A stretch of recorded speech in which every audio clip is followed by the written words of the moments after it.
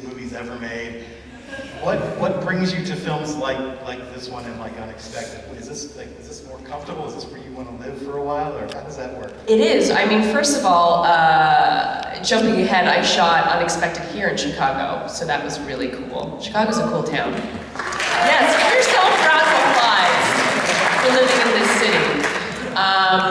This is weird because whenever I have a microphone, I feel like I'm about to do drunken karaoke, and it gets really weird. We can arrange for that afterwards. Oh, right. I like it. Sorry, yes. So, for me, it's like material comes my way, and sometimes it's a big thing, sometimes it's a little thing, and it's really about the story and the characters. And to me, the character of Kat is a really interesting, sort of violent character that I feel like I'd never played anybody who had that much like inner turmoil. And that was displaying it so vividly as she was. And also, I think I was a fan of Andrew's for a long time too. And then I heard Guy was attached, and Guy was kind of a big draw for me because I think he's brilliant.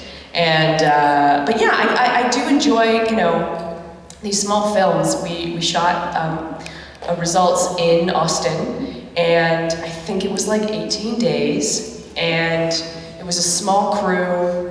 We worked every day. It was 110 degrees.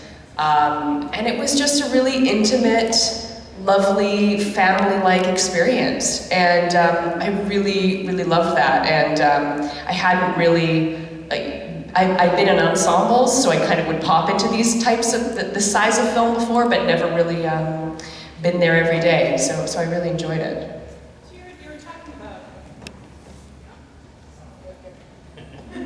You were talking about how the character itself was one of the things that drew you with this movie. It's a very staccato film. We lose track of each of the characters kind of in turn over time. Do you, as you're developing your character, I mean, did you think about where all the anger in her life comes from, or where she was during that period where she kind of drops out and leaves her job and leaves her life? Is it important to you sort of what happens when she's not on the page, or do you prefer to play from the page? Yeah, great question. I think that's kind of what was interesting about this movie. It's like she disappears and you don't know what she's doing. And what we didn't really show is I think that she was attempting somewhat of a normal life, getting a regular job, trying to live a life that's more 9 to 5. The thing that's intriguing about her, and I think it fuels her character so much, is that she's a trainer, she's in the service industry. Her life relies on other people's schedules and other people's personalities and tendencies, and she's sort of, it's a very weird career, I find. I mean, it can be very challenging. So I think that sort of fuels her frustrations, especially towards that part where she decides to quit. But yeah, I think that her job career, her job choice is definitely affecting her personality, but I also think she's just very controlling.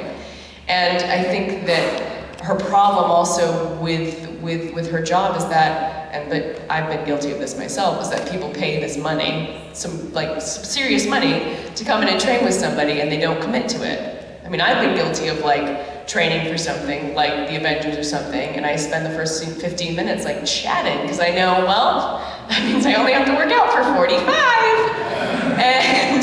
And so I think that sort of, that bleeds into what she's doing as well. It's just why are you spending this money? Why aren't you committing to to yourself, to your body, to making yourself better?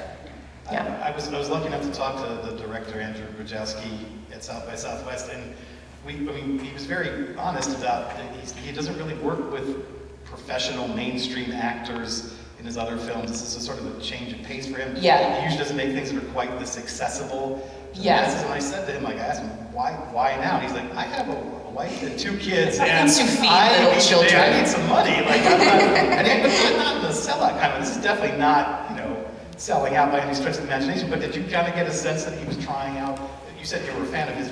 He was trying out something a little. The pace was a little different, and the tone was a little different, or did you kind of feel, no, this is kind of like the quirky thing that he did before? Yeah, I mean, it's hard to say because it's hard to say without being on those other sets. I will say the thing that fascinated me was one day a guy would show up and he would be doing, he'd be a part of our crew. He'd be helping out with the cables one day, and he'd be like, "Oh, he starred in my last film." And you're like, "What?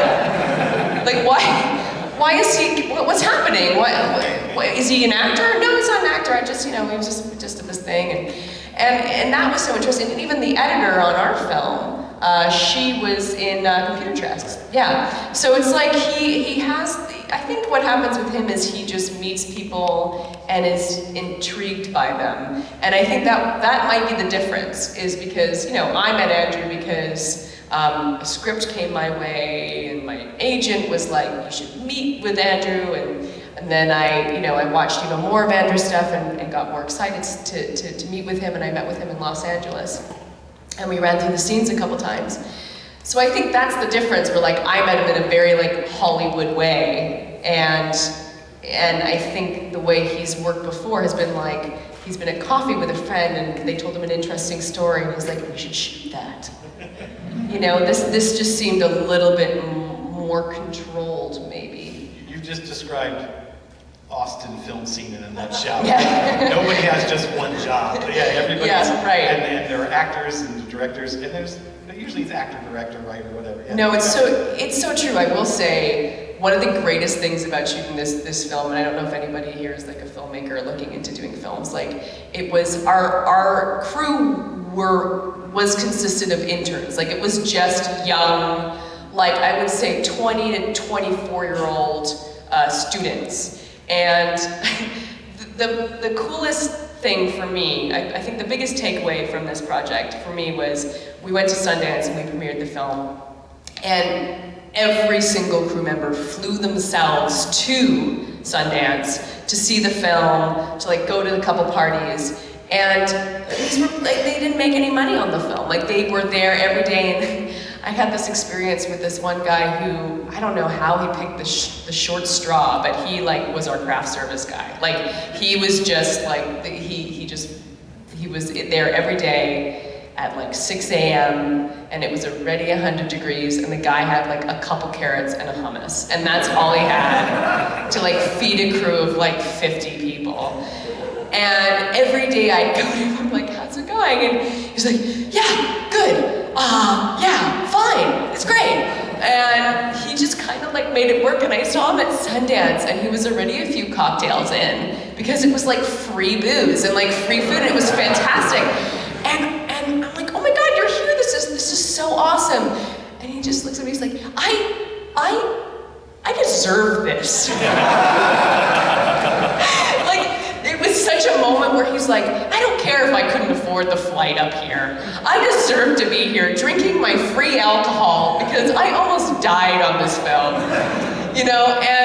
And it was I don't know if it's Austin filmmakers or what, but it's these films rely so much on people's time and people's energy, and that was a huge thing for me, and I really enjoyed working every day with those people. So I think we're Here. I think the button's on the bottom, but it's turning itself off. I think the mic's low. We're getting a sense for what it's like to work on one of Andrew's films, which is pack a sandwich and hope you have frequent flyer miles and look for opportunities for free booze. But what is he like as a director working with actors? What was his process like with you in terms of what he wanted? Was he more hands-off? Was he dictatorial? Did it change from the scenes early in the film, which are very loose and conversational, versus when it gets much tighter towards the end? Yeah. Well, I don't know, how many people are familiar with his work before, but I think this is his first scripted film. There was not a lot of improv happening on set, which I sort of thought there was going to be more of going into it. I felt we're just going to wing it and see what happens, and that's what this experience is going to be. I think that he was very hands-off, I will say. He was very much let's just roll and see what happens, and then we'll figure it out in the editing room. I think that was a lot of his mentality, is sort of let's just shoot it all and then see what we have at the end of the day. But I think, I'm trying to think with me. There wasn't much. We just tried different things, tried different ways, and you know, I think it's like when you have like Kevin Corrigan, you just like let him roll. I mean, how great is he in that movie? Yes, let's applaud Kevin, although he's not here. Maybe you can feel it, we're in New York. Yeah, when I watched the movie for the first time, I was like, when I was in these scenes with Kevin, I was like, I do not know what is going on. What is Kevin doing?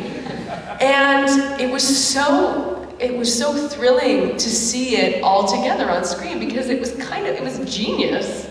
And I think so with Kevin, I think he was just like, we're just gonna shoot it and we're just gonna let him do it. And with Guy is very method. You know, he's very into the character, and I mean, you saw how in shape he was. He was in the gym, you know, multiple times a day working out, and he was there a couple weeks early, and he was very into, I mean, I don't know if you guys know this, but Guy used to be like a bodybuilder. Like, he was like in competition in Australia. Like when he was in his early 20s, he was like winning championships based off of his muscles. So he knows this world a little bit more, and he knew it a lot more than I did anyway. So I think his approach was, sorry, that was a long answer. I kind of meandered a little bit. But I think what I'm trying to say is his approach was different for each of us. And for me, it was more like figuring out different levels, and the rest, I think, was kind of let it be with the guys. Yeah. When you first got, and by the way, we're going to take questions from you guys. Actually, there's a microphone right here if you want to start lining up. Step up to the mic. We'll both ask one more, and then we'll turn it over to you guys. When you first got this script, was there something about Kat that, not so much that you identified with, but that you just sort of said, yeah, I can sort of latch onto that and work with that and build on that? Was there something about her that you thought was particularly fascinating? Maybe it was fascinating because it was totally different than the way your mind works, but what was it about her that you sort of latched onto initially? I think it was interesting to play with the level of anger that she had.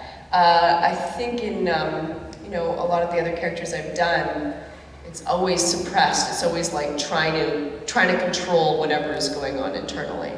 And this was the first character that I met that would lash out physically and emotionally on people and kind of call people out.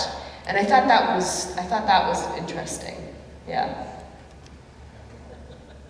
I usually hate it when people ask, particularly women, this question on movies, but it seems so relevant here. You kind of talked about you have a little bit of a slacker aesthetic towards workouts, but between this and Avengers, did you have to work out hugely to get in shape for this movie, or was this pretty average? Also, Steve was telling me that you were pregnant during shooting this film? Ooh. Yes, I was. More pregnant in the next film, by the way. Yes. I was about 5 months pregnant in that film. My baby was very cooperative.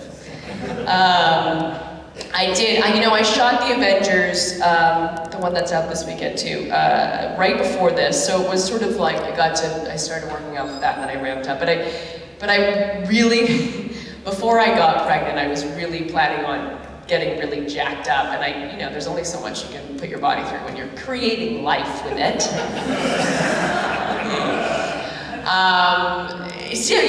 I think that the main thing for me is, you notice in this film I'm running a lot, and so I did a lot of running. I was running constantly, and I was just really so I wouldn't die on the day, because we shot these scenes in Austin, and it was very, very hot, and it was pretty intense. So, but I did. I think mostly just to get into the trainer mentality, I started doing a lot of private training sessions with some people in LA, and there are some characters there. They're just some funny people. So that's really what I was going to do, but I also wanted to get in shape. And I mean, look at Guy Pearce. He's, that's what I have to, that's my peer in the movie. So, yeah.